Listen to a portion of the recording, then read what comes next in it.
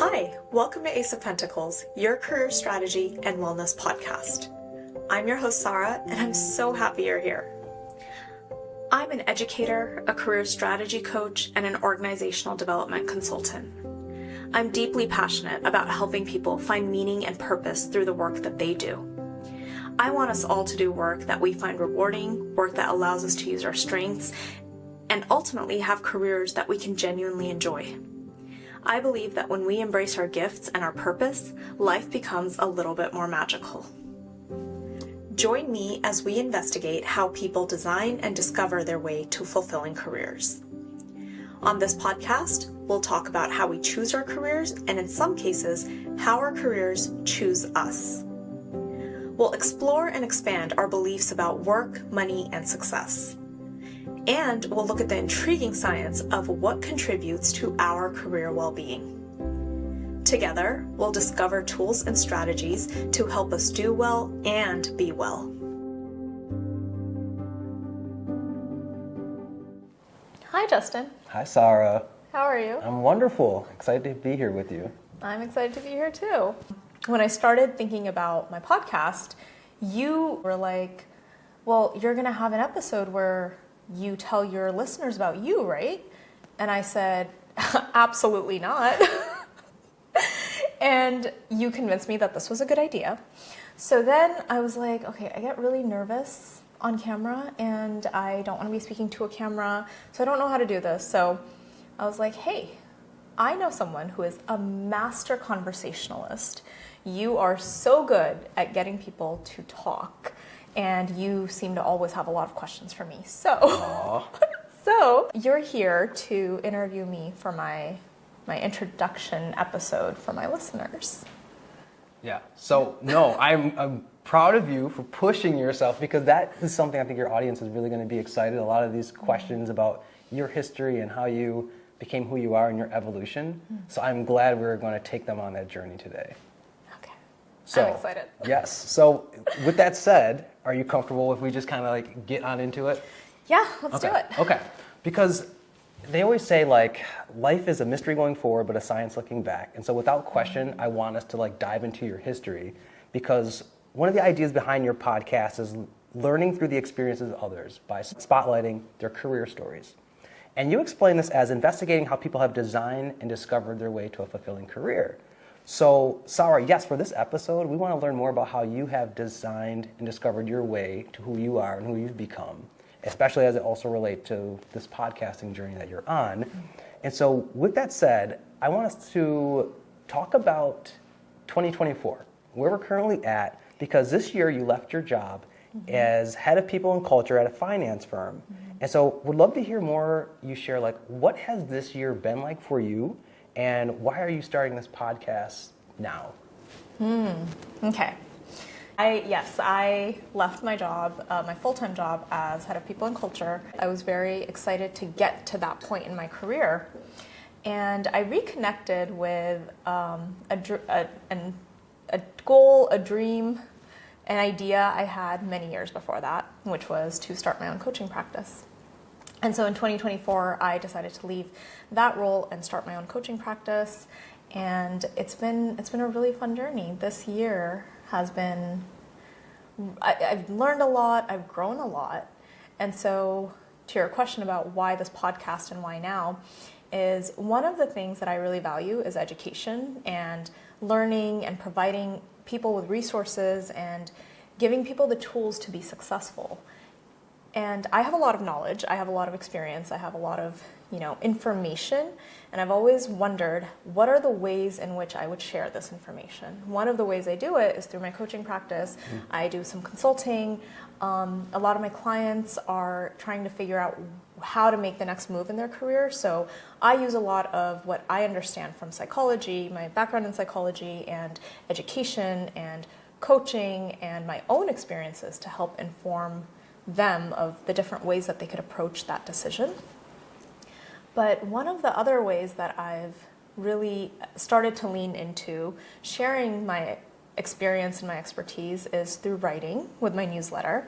And then along the way, at some point, I was like, oh, what would it be like if I had a podcast? And so that that's where this came from. And I initially was really nervous about the idea. You know this. I was like, oh my gosh, I can't have a podcast. Who am I?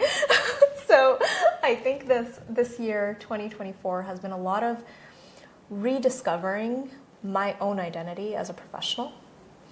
And so I guess now part of that identity is I have a podcast. Yes, you do. And I appreciate you kind of sharing with us that journey of how this all came about. And I also find it so fascinating that for someone like yourself who has so much experience, it's kind of like you were nervous about creating a podcast because of the experience that you have, the insights that you have to offer. And so I kind of want you to, if you could, take us back. Tell us a little bit more about your career journey and how you ended up in your role in HR that you just talked about previously leaving before you transitioned into what you're doing now. So yeah, what was that journey like leading up to it? Oh man, it's been a fun journey. It's been a surprising journey. So I always knew I was really interested in helping people, and I thought I wanted to be a counselor at one point, and I did some undergraduate admissions advising early in my career.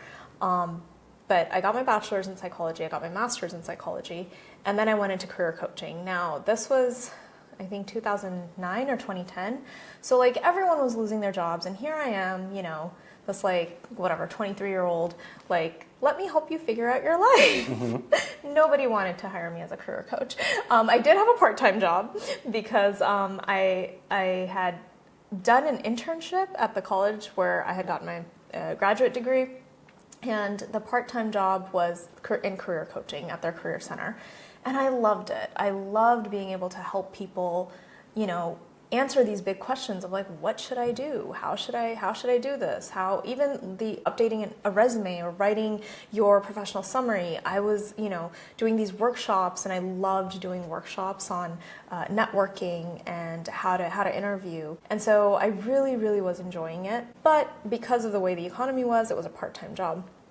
To supplement that, I took on a role as a teacher at an after-school program. And so between my career coaching and my teaching, I was super happy. I was like, this is great. I was doing all these things that I really enjoyed. I was leveraging my natural talents. I was connecting with people. I was helping people. I was teaching. And then I had a really big life change. I got divorced. And when I got divorced, it became this moment in my life where I got to kind of step back and look at my life and go, okay, what do I want to do? How do I want to change things? Because I was going through a very transformational period personally, and I started thinking about the way that I wanted to transform as a person, as a whole person, not just personally, but also professionally. And so I was looking for jobs in education at the time, and out of nowhere, kind of, it seemed like out of nowhere, but I had actually worked with this person several years before that. This individual contacted me and asked me if I would be interested in a job at Tesla. And this is like 2013 or late 2012. And I was there like, no, thank you. And I was like, no, I'm not going to work at Tesla because I want a career in education. He was very convincing, and he basically said, no, I think you should take this job. And I was like, no. The job that I want is going to be in education. That's who I am. That's what I do. And he made a really strong case for why I should take this job at Tesla. And he got me to meet the manager that was hiring for this role. I ended up getting the job. And the whole time in my mind, I was like, oh, this is just like a temporary thing because I'm an educator. Like, I'm a teacher, and that's what I do. And so I was like, this is a temporary thing. And I ended up staying at Tesla. I was in operations, and I then moved over to HR because when I was at Tesla, I really liked it. I really liked the people that I was working with. I loved my career there. And I was like, wait, I could actually become kind of the person that I'm trying to be, but at Tesla, I can do HR. HR seems like a great idea because, it's people. You're working with people. And so I got my first job in HR at Tesla. And from there, I went on to work at Sunrun in employee engagement, which was super fun. It was until today, it's been one of my favorite roles that I've ever had. I got into employee engagement and then talent development, and then worked my way up into a role in mergers and acquisitions in HR at AWS. And then I was in recruiting operations at Instacart. I then went to Block. And at Block, I set up their people PMO, the project management office. And I loved my job. I loved it so much. And then this opportunity kind of showed up for me where I met someone who was working at this wealth advisory firm, and she asked me if I would be interested in being the head of HR. They were hiring the first HR hire. And at first I was like, no, I don't think so. But then when I thought about my career and the way that I had made these moves, some of them were really unexpected, some of them were, intentional. I thought about it and I was like, oh, well, I guess a head of HR, a head of people and culture role makes a lot of sense based on everything that I've done. So that's how I ended up being head of people and culture. Wow. No, thank you for taking us through your journey. And what's really fascinating is many of us can think of journeys, careers to be linear. And what your experience shows us is that, there's going to be what we will call plot twists in life. And many of these plot twists, we are kind of at that moment not sure what it's going to lead to, or we maybe are fighting up against it. Because you talked about, hey, you had your sights set on being a career coach and going in a certain direction or going into education, but these plot twists and things that happen were all just redirections to the path that you eventually got to. And I can only assume there was probably a level of surrendering that you also had to do within yourself of, things maybe not being ideally what you thought they would be, but then you still had this openness to you to, okay, test it out, tweak it, and make it work. And it's incredible what that did in your journey. And so I guess I want to talk about just like your evolution of through that process of who you became personally as you're going through also this professional evolution and transition. And so I've had the opportunity to have this front row seat these last 2-3 years of that journey of self-discovery, and as you've stepped into your dream life and deepening who you are.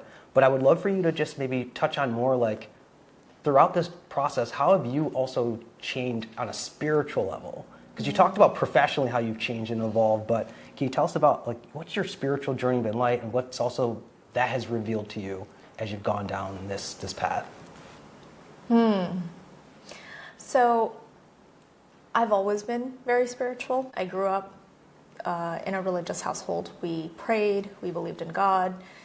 I went through, from the age of 15 until 19, it was a very transformative time for me because I questioned a lot of things. I questioned, what was the religion that I believed in, and how my relationship with God, and who was God, what was God, right? I think a lot of people go on that journey. In my 20s, I think I dealt with a lot of things where I had a plan. I've always been very like, here's the plan. Here's what we're gonna do, right? And I had a plan, and the plan didn't work, right? It didn't, there was a surprise. And I made decisions that I didn't think I would make. And that kind of started me on this path of figuring out, this sounds so big, but what is life? How do we live it? What's the reason why we're here? How do we know what to do with our lives? And what goes into the decisions that we make? And so, this, I've done a lot of exploration just to figure out what are the different ways that people use the information that they have to make decisions about their lives. And one of those things for me has been really understanding not just God and religion, but what is spirituality and what is faith, and how do we lean into things that are just the unknown, and how do I use my feelings as a tool to navigate the changes that I want to make with my life and my career. So I think especially in the past 5 to 6 years, I have gone really deep on this journey of spirituality and learning about who I am. What role does my intuition play in me deciding things for myself? when do I surrender or like let go and lean into whatever's happening? When do I stop worrying? I think that's been a big part of my journey, is letting go of fear and letting go of worry. And all those things sound like they're very big, big things to kind of go through. But I think I've done it in a way over the past 5 or 6 years that's been very, very slow and very methodical. Mm-hmm. And so it's been a combination of learning a lot about myself and about how I engage with the world, learning a lot about different ways of believing, different ways of thinking, different ways of judging and understanding and making decisions. And then it's just kind of all come together. Yeah. No, this is great, because a lot of these themes that are coming up of fear, stepping into the unknown, mm-hmm. dealing with a situation in which you hope would work out a certain way and it not. Mm-hmm. These are career-related like topics, like people going through them now, and I think as they listen to hearing you share, it's going to really resonate. And so, is a lot of that also going to be discussed during the podcast? That's a really good question, Justin. I think the way that parts of that journey, my journey, are going to show up is actually through the people that I bring to speak on the podcast. A lot of the people that I have lined up are the people that have been on this journey with me. It's been people that have influenced me, people who have played some role in me either figuring out the spiritual side of this thing or the actual, tangible, like the discovering or the designing, right? Mm. So I'm going to be inviting guests that have been part of my life, that I've been inspired by, that have helped me figure out myself a little bit. And then also people who are experts in this field, people who are experts at career well-being, the science of well-being, and people who are experts in helping other people figure out how to design and discover their way to a fulfilling career. And I love those two kind of pillars, designing and discovering, because something you're so good at reframing is, when it comes to our careers, is a lot of people's guilt or shame around not having it figured out. And you even talked about how you're going to have guests on there who have helped you during your journey of figuring things out. And so, just curious to learn more about, like, have you ever done anything maybe for the fun of it or because you felt like it, but really didn't have kind of a full baked out idea, but then it ended up being really significant in your journey? Yeah.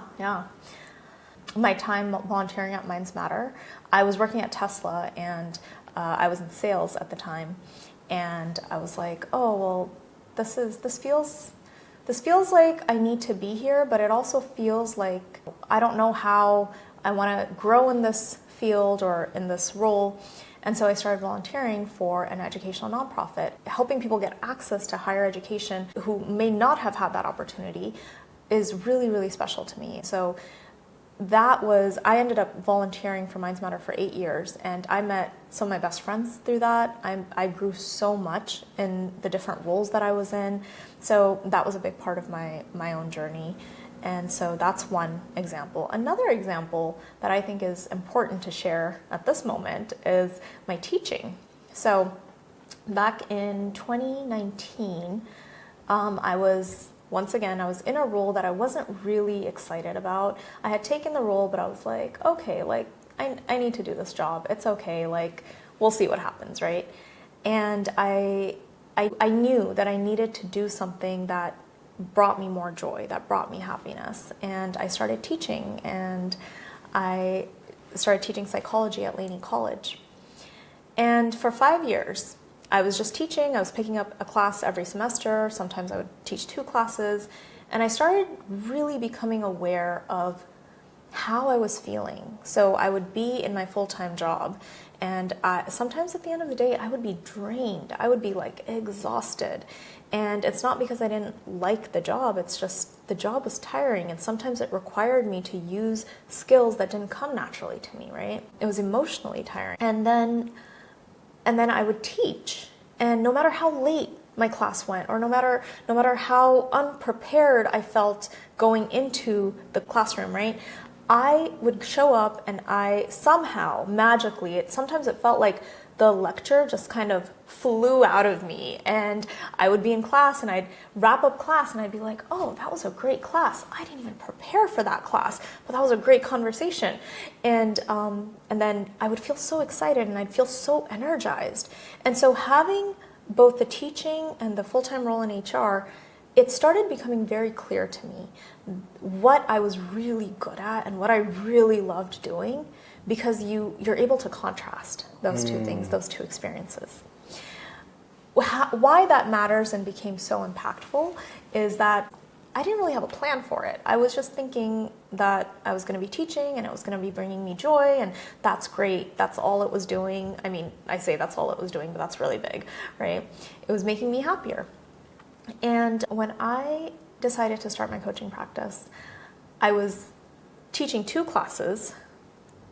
Or no, when I started my coaching practice, I was teaching 1 class a semester still.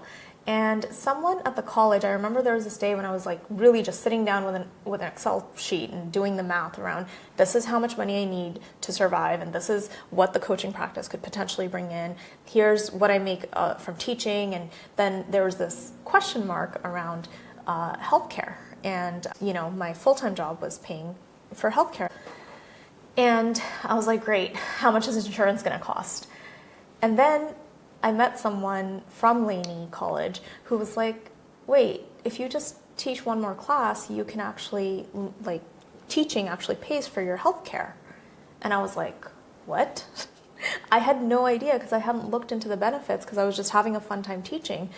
But that became so significant, that moment where I was like, oh wow, this is a problem that I'm dealing with, but if I just teach 1 more class, I can get that benefit. So I had no idea. Back to the question, sometimes we do feel very guilty for not having it all figured out. And I don't think I felt guilty, but I definitely didn't have like a plan for what was going to happen with the teaching. And a lot of people would ask me, they would be like, well, what are you going to do with this? Because people always want to know. They always want to know, like, what's your plan? What are you going to do with this in 5 years or 10 years? Or what is it eventually going to do for you? And I've had to get really comfortable saying, I don't know, and that's okay.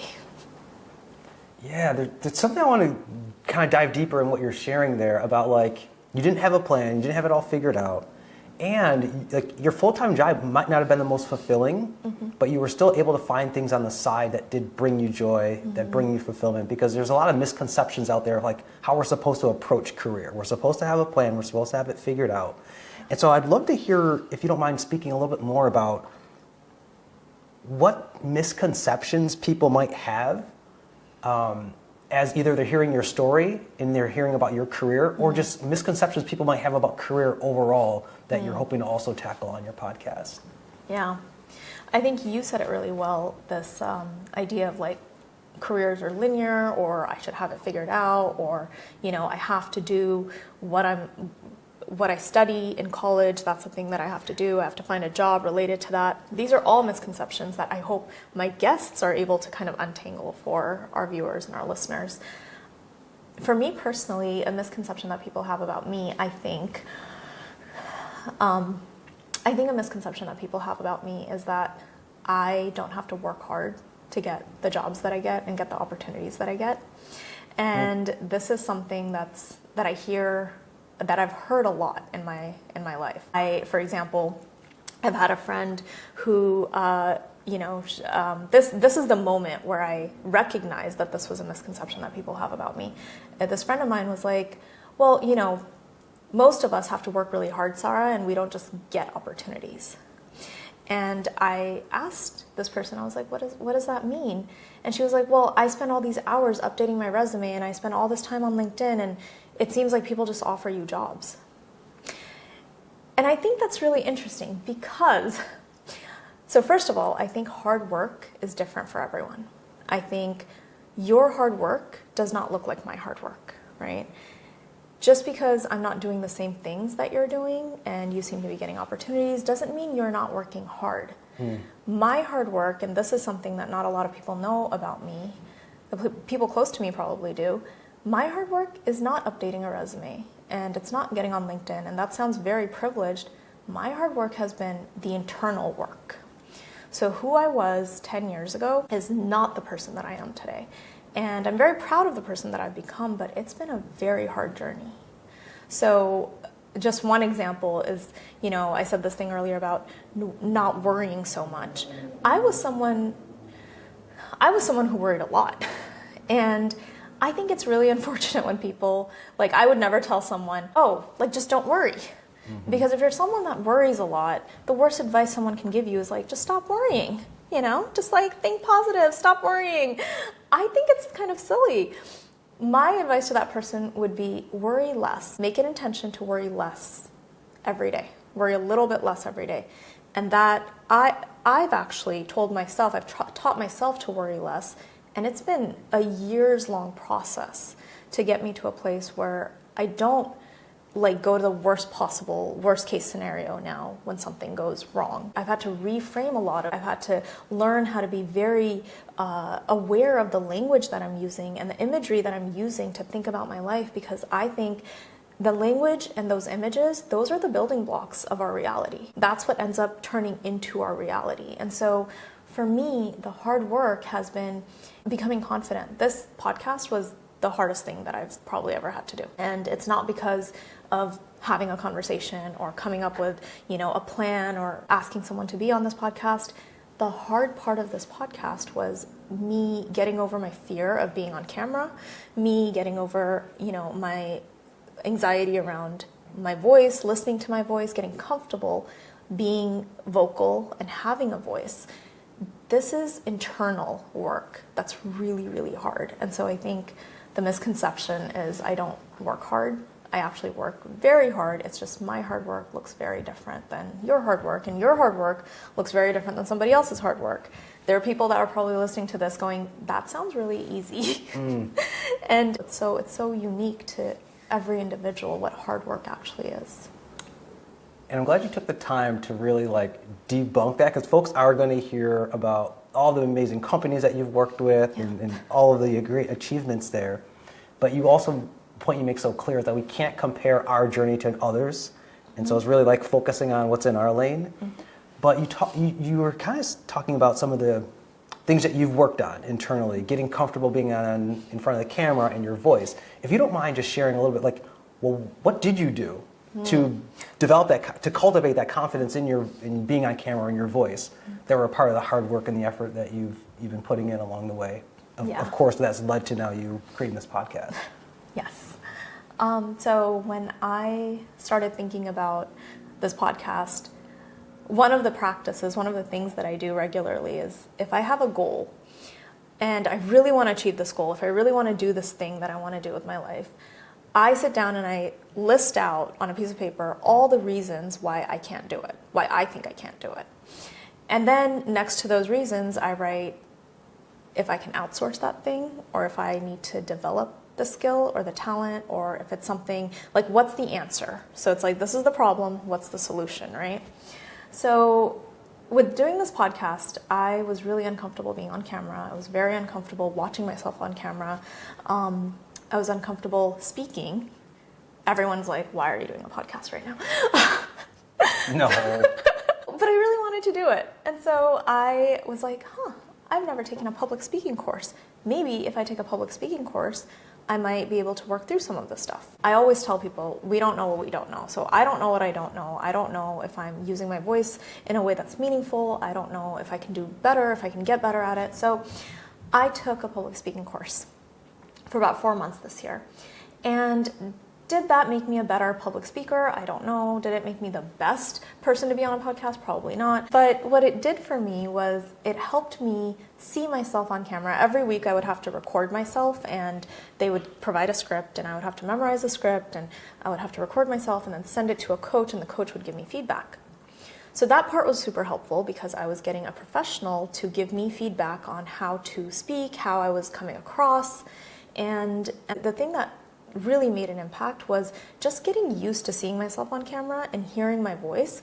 I realized I used to really not like my voice, and so I started liking my voice more, or getting more used to it at least, or seeing myself on camera, getting used to that image and getting used to seeing the way that I carry myself. And there were tweaks I made here and there, but it's just a matter of like practice, right? I forced myself to practice, and then pretty soon I was like, okay, well, it doesn't seem so scary to have a podcast.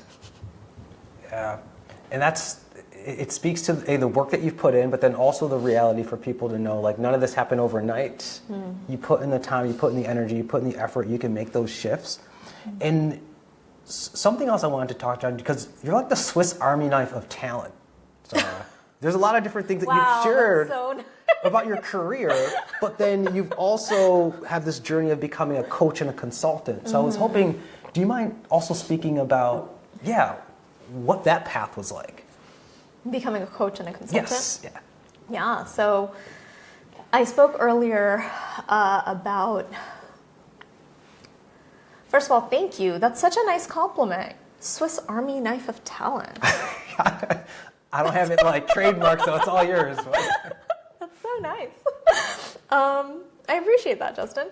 So my journey to becoming a coach and a consultant. So as I mentioned earlier, I started my career as a career coach, and I think it just wasn't the right time. And I've become okay with, that's how I make meaning of that, where I'm like, that wasn't the right time. And all of the experiences that I've had since then have helped me get better and better at coaching. And so every time we talk through kind of my professional career, right, and all the companies that I've worked at and the work that I've done, but on the side, I have always either done coaching or I've invested in myself through coaching for myself or education. I've gotten a bunch of coaching certifications. I've learned different styles of coaching. And so it's been a lot of learning while I work to get to a place in my life where I can actually transition to a full-time coaching practice. And then the consulting, I do consulting on people and culture, internal communications, HR. These are things that I'm just very good at, partly because naturally I know I'm very good at them, but also I've had experience at different companies at different stages of their growth, on different teams, working with different types of executives and different team members, creating promotion cycle processes, feedback cycle processes, like the stuff that HR does. That's been my job. And so it's cool to be able to now take that expertise and be able to consult. And again, the layers of like service that you're able to provide as a coach and a consultant is incredible. But there's also another, we'll just call it another skill set you have, and that is you're also a hypnotherapist. And so would love to hear, and I think people will really be curious to learn more about how you found your way into hypnotherapy, as well as what just made you want to become a hypnotherapist and offer that. Yeah. So many years ago, when I was getting my master's in counseling, I got really intrigued by hypnotherapy at that time. And I took classes at the time, and I learned the process of hypnotherapy. I learned the theory behind it. I learned the process of it. And then I wasn't 100% sure that it was something that I wanted to do at the time. And so I kind of let it go. And more recently, as I was going through this whole, like, what does the next phase of my career look like? What is my new professional persona, right? One of the things I know that gets in the way is these associations that we've built, especially around money, success, what work is, right? And a lot of the work that I do with my clients is untangling that and helping them gain a new perspective, helping them see these things differently. One of the ways you do that, so therapy does that, right? You go speak to a therapist, and over time you get to untangle some of your limiting beliefs that aren't serving you anymore. You get to dig into kind of your perception of how your life has been, and change your perception a little bit. So there's different therapeutic practices that do that, and one way to do that is hypnotherapy. Now, in hypnotherapy, what you're doing is you're helping someone create this imagery in their mind, in their imagination. You're using your imagination to create a different set of circumstances or a different reality for themselves. So once you're able to imagine an outcome, it becomes easier. Your subconscious mind is now programmed to help you get to that outcome. And so I think hypnotherapy is a very powerful practice. The name of my coaching practice is Avra Coaching, and Avra is actually, it's based on an Aramaic word that means I will create. And the process of creation requires agency, it requires imagination, and so those are the two pillars that I kind of use to guide my own approach to coaching, is to help people be able to imagine, not just see what is in front of them, but imagine what is possible for them. And so hypnotherapy is a tool that I use to be able to do that for people. Oh, no, thank you for touching on that, because I think it's great that you're able to pull that in and draw how that connects to the way that you support and you provide service to others and helping them to just reimagine their careers and also make meaning of things. And you talked about, you've made such great meaning, positive meaning, out of all of the different just steps in your journey along the way. Which brings a question, are there any career steps you've made that you've regretted? Oh, that's such a good question. Dun, dun, dun, yes. I can't say that I regret any of it, and the reason why is because what you said earlier about making meaning of things. And so we get to decide how we make meaning of our lives. And, I talk to my clients a lot about narrative psychology. And narrative psychology is a really interesting field. It's all about the stories that we tell about our lives, and they actually influence the outcomes of our lives, of those experiences. So when I think about, have there been roles that I've been not as excited about? Yes. Have there been companies that I've worked at where I've kind of been like, is this the right place for me? I don't know. Yeah, I've doubted it, but I can't say I've regretted anything, because everything that I've done has made sense to get me to here. And here is a really great place for me to be. I'm really excited to be here, and I'm excited that I get to do all of the things that I'm doing right now. So I think everything I've done with my career has contributed to that. So that's a very powerful reframe for people who maybe are in like a rut right now, of letting them know like nothing goes wasted. So whatever Absolutely. they're going through right now, hearing your story and how you don't regret anything, that it's all contributed to like the here and now.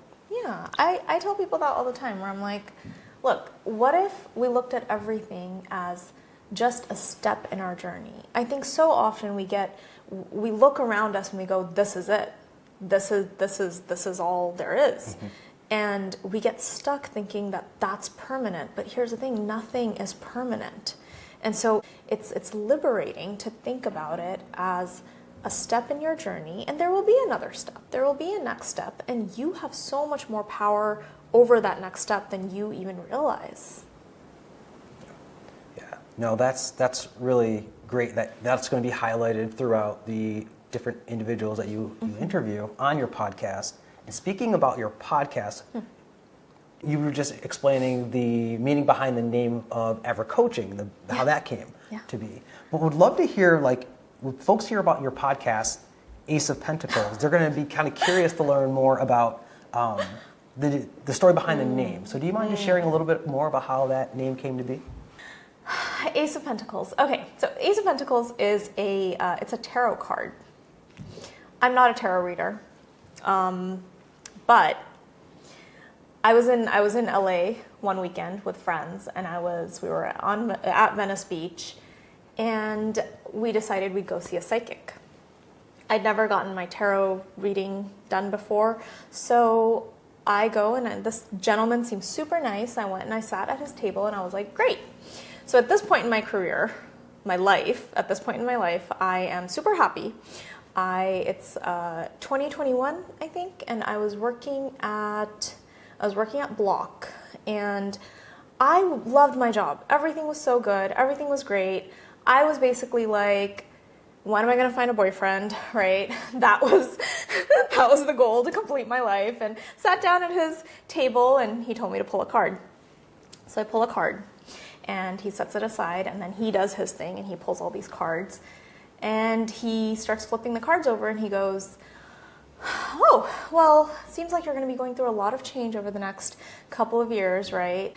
And he was like, the change is actually in the career realm. And I was like, no, can you just redo that because that's my career's great. I'm fine. Career's great. I know what I'm doing. And he goes, no. Something's gonna end. And I'm like, oh great, this doesn't sound good anymore. And he's like, something's gonna end, and there's gonna be a lot of challenges, and you're gonna have to question a lot of what you've done, and your beliefs are gonna be questioned. Your relationship with money is gonna change.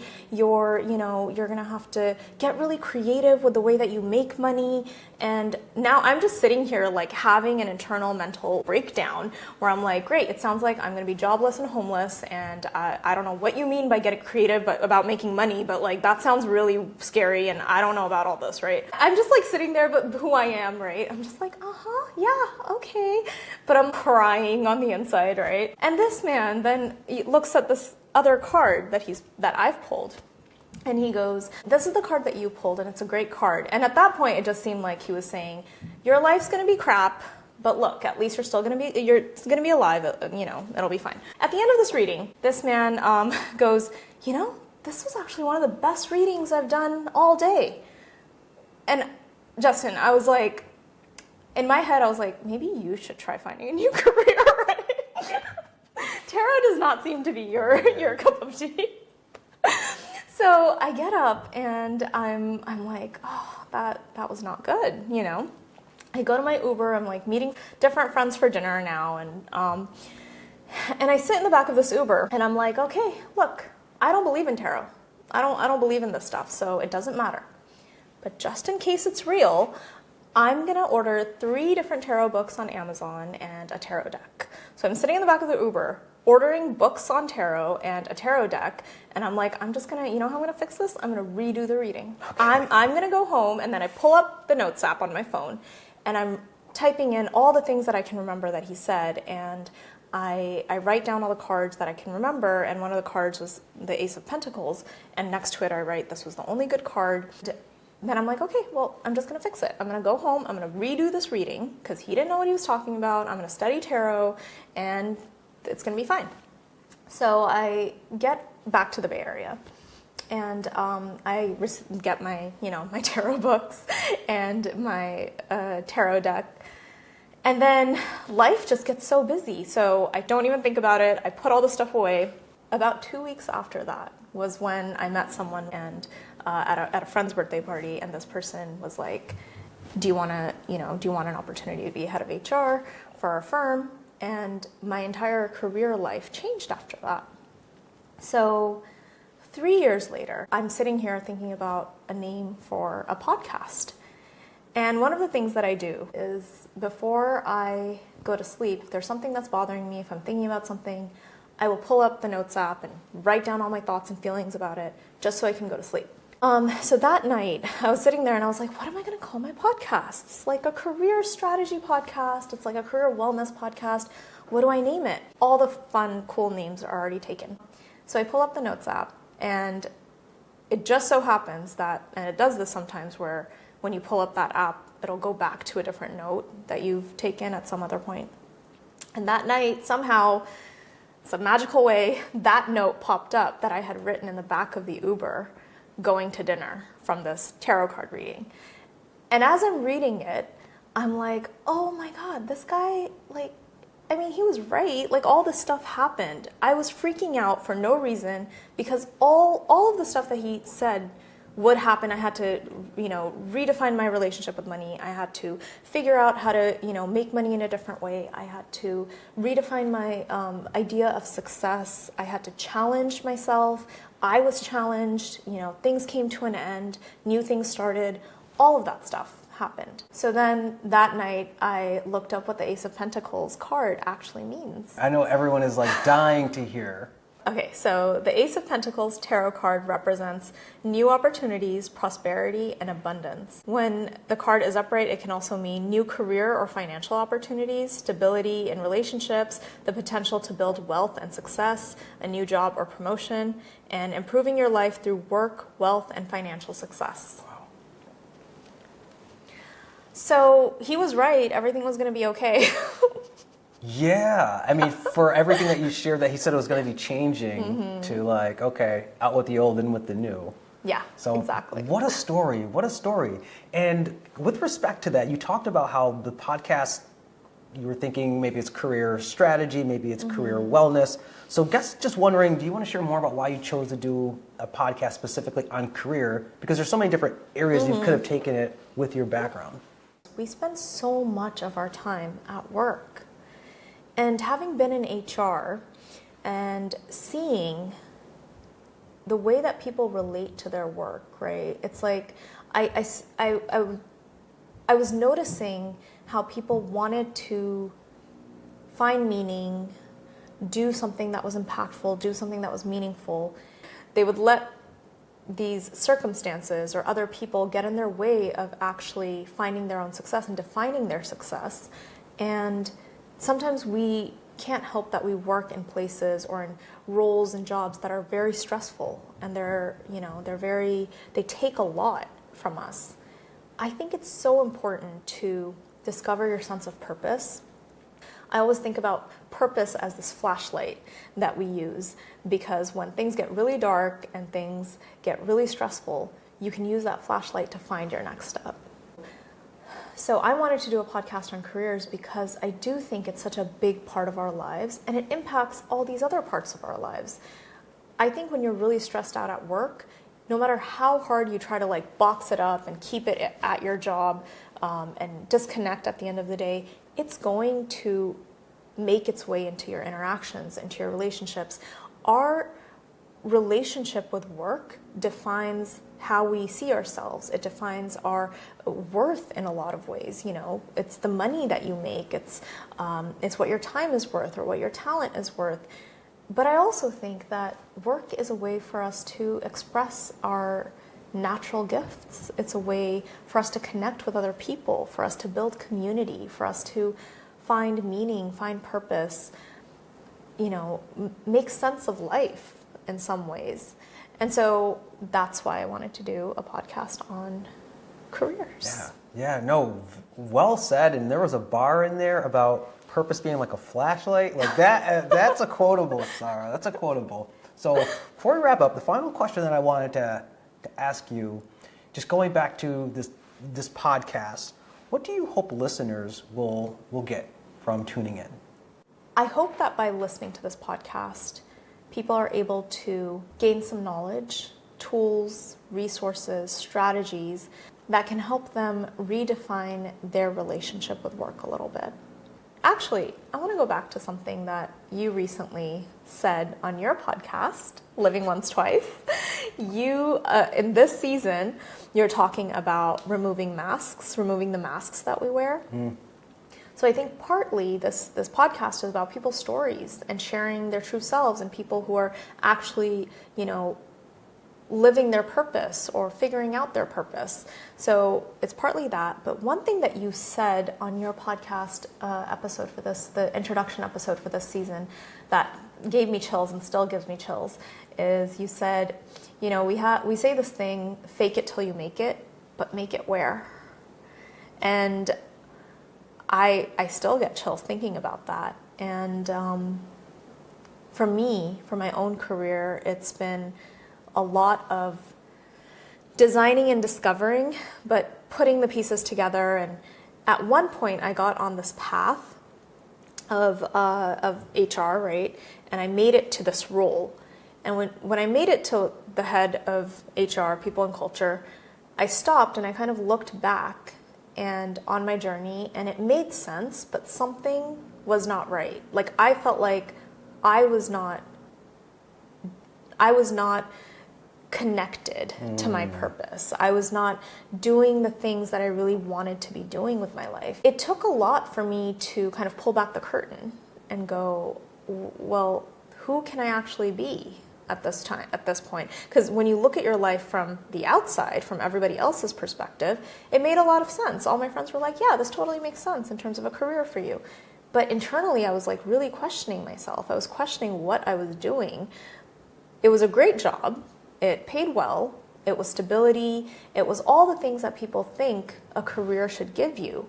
But there was this lack of fulfillment that I felt going into work every day and actually doing the work because I knew it was work that somebody else probably could be doing way better than I was. It was work that I wasn't super excited about. And I hope that this podcast helps people think about their careers and think about their career decisions in a way that helps them find wellness, find well-being, and maybe even start to change their career circumstances. Something that you're focused on in this season of your podcast is removing the mask, the masks that we wear.